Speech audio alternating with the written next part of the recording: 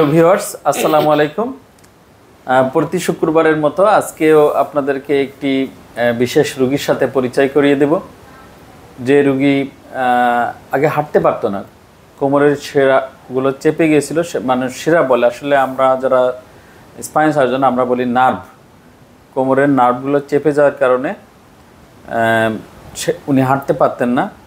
আমরা ওনাকে চিকিৎসা করেছি, অপারেশন করেছি। উনি অপারেশন আগে অনেক ভয় পেয়েছিলেন, বিভিন্ন মানুষ ওনাকে ভয় দেখিয়েছিলেন যে বাংলাদেশের মতো জায়গা, তাও আবার সাতক্ষীরার মতো এরকম প্রত্যন্ত এলাকায় তুমি মেরুদণ্ডের অপারেশন করবে, তোমার তো পা প্যারালাইজড হয়ে যাবে। কিন্তু আমরা সেই অপারেশন করার পরে রুগী এখন হাঁটতে পারেন, উনি প্যারালাইজড হননি। তার ভিউয়ার্স, চলুন আমরা দেখিয়ে নিই আপনাদের রুগীর। প্রথম আমরা রুগীর এমআরআইটা দেখাবো আপনাদের, আপনারা আমাদের সাথে থাকুন। এই যে এমআরআই দেখুন, এইখান থেকে পুরো এটা নাম্বার 5, এটা 4, এটা 3, এটা 2, এটা 1, প্রত্যেকটা জায়গায় নার্ভগুলো চেপে গেছে। এখানে দেখুন একেবারেই চেপে গেছে। এখানে আমরা ল্যাটারাল আরও যাচ্ছি, যেখানে যাব এখানে সব চেপে গেছে। এই কারণে উনি হাঁটতে পারতেন না। এখন আমরা একটু আমাদের যে ডকুমেন্টস আছে সেখানে দেখে আসি। যেটা আমাদের কাছে আসছিলেন, আমাদের কাছে 18 জুন আসছিলেন। আমরা ওনার অপারেশনের পরামর্শ দিই। রোগীর আমরা ডায়াগনোসিস করছিলাম এলসিএস বা লাম্বার ক্যানাল স্টেনোসিস। আমরা তারপরে এক্স-রে করাই। এক্স-রে দেখি কিছু জায়গায় ইনস্টেবিলিটি আছে ডাইনামিক ভিউ করার পরে। তারপরে এমআরআই করাই। এমআরআইতে আমরা ক্যানাল স্টেনোসিস পাই। বিভিন্ন জায়গায় এই যে আমাদের পার অপারেটিভ, আমরা যে অপারেশন করছি সেই সময়কার কিছু ছবি আমরা খুব এই যে পার অপারেটিভ সিয়াম যে ভিউ নিয়েছি আমরা, সেটার ছবি। এই যে আমাদের অপারেশনের ছবি, এটা অপারেশনের আগে, মানে উনি না ধরলে উনি হাঁটতে পারতেন না। দেখুন আমরা কীভাবে স্ক্রু দেই। অপারেশন আগে আমরা বলে নিয়েছিলাম যে আসলে এটা কিন্তু রিস্ক আছে।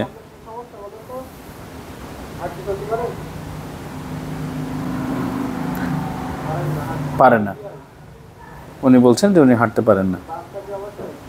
হ্যাঁ, উনি বলছেন ওনার পা অবশ হয়ে যায়।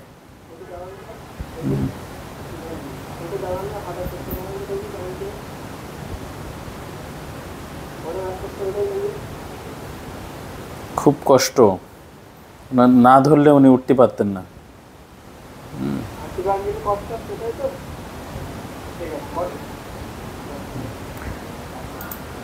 যাক, এখন আমরা সেই রুগীটা এসছে, আমরা সেই রুগীর সাথে আপনাদেরকে পরিচয় করাই দিই।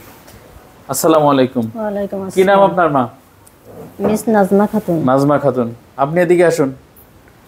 আপনার কি নাম? আমার নাম মোহাম্মদ আলী। মোহাম্মদ আলী, কি হয় উনি আপনার? আমার স্ত্রী। স্ত্রী? জি। আপনার স্ত্রী অপারেশন আগে হাঁটতে পারতো ভালো মতন? না। আপনারা তো ভয় পাইছিলেন নাকি? হ্যাঁ, মানুষ বলতে নিল যে এত বড় ম্যারাথনে অপারেশন করলে রুগী লাস্টে হাঁটতে পারবে না, পারে আগে পঙ্গু যায়, কি একটা ভয়।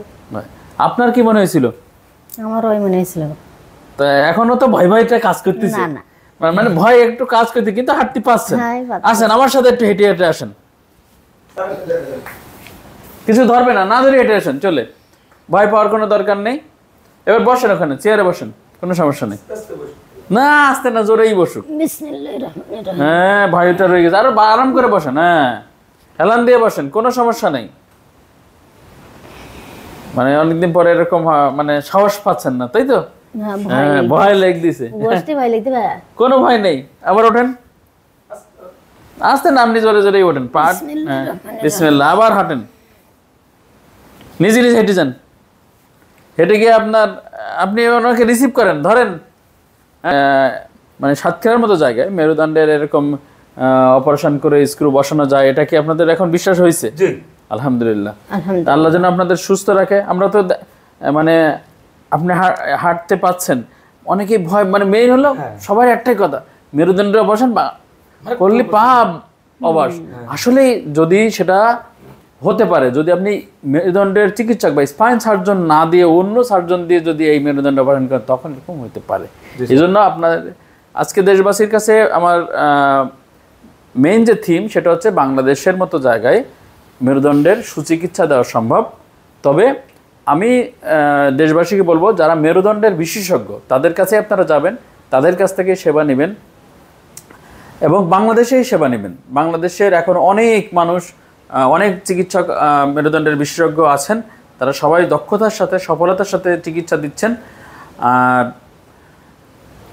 আপনারা যদি এদেশে চিকিৎসা করান, মেরুদণ্ডের মতো জটিল চিকিৎসা এদেশে যদি অপারেশন করান, তাহলে 2-3টা লাভ আপনার।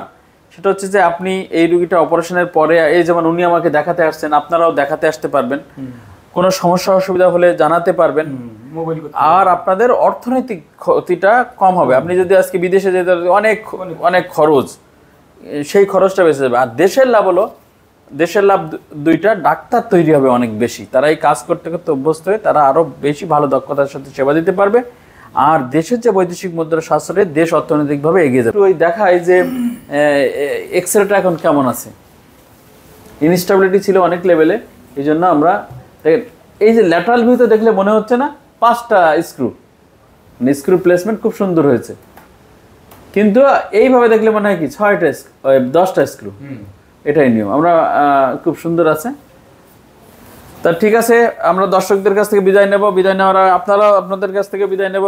জি স্যার, তাহলে আজকের মতো আলহামদুলিল্লাহ আমাদের জন্য দোয়া করবেন। খুশি তো এই চিকিৎসা দিকে আপনারা খুশি? হ্যাঁ খুশি ভাই, খুশি? খুশি। আলহামদুলিল্লাহ। আপনারা খুশি থাক, আমার সকল কাজ হলো এই রোগীরা খুশি থাকলে আমি খুশি। খুশি তো হ্যাঁ। তো দর্শকরা, দাঁড়া, আপনারা ভালো থাকুন, সুস্থ থাকুন, আবারও একদিন দেখা হবে ইনশাআল্লাহ।